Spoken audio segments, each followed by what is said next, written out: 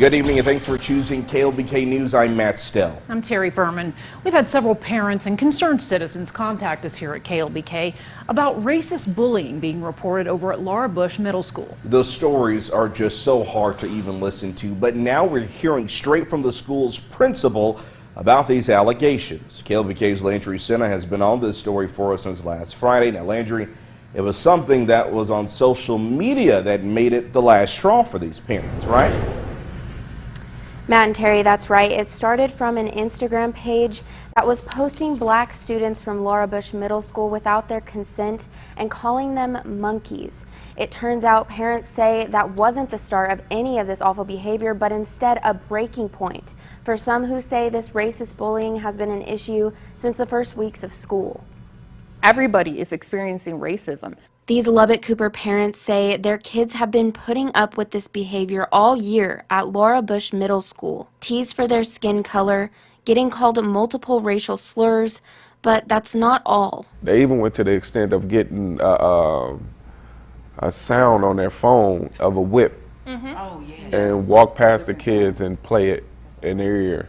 But their breaking point was when an Instagram page called LBMS Monkeys was created. Thankfully, that page was reported and taken down last week. We talked with Laura Bush's principal Wednesday about the allegations. That's appalling and disgusting.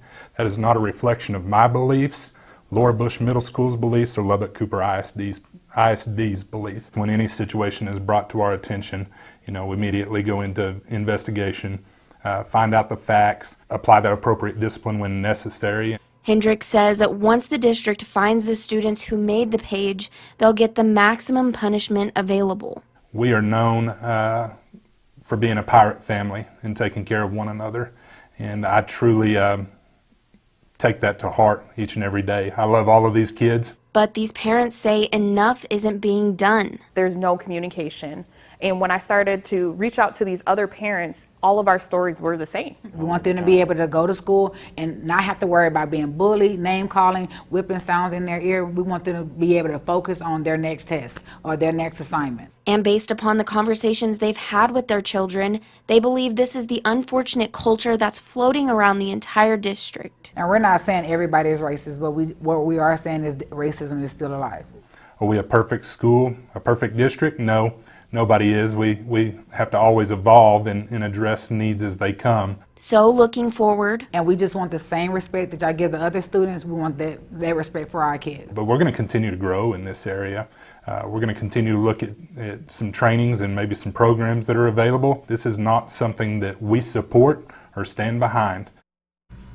And in a statement regarding that situation at Laura Bush Middle School, the 100 Black men of West Texas have said, quote, "The benign failure of the school administration and trustees to confront these issues and take a strong stand against bigotry and racial bullying has gone on for too long. While it is understood that the discipline of a student is a private matter, the climate and policies of a school district are public matters and should be well publicized and open for review.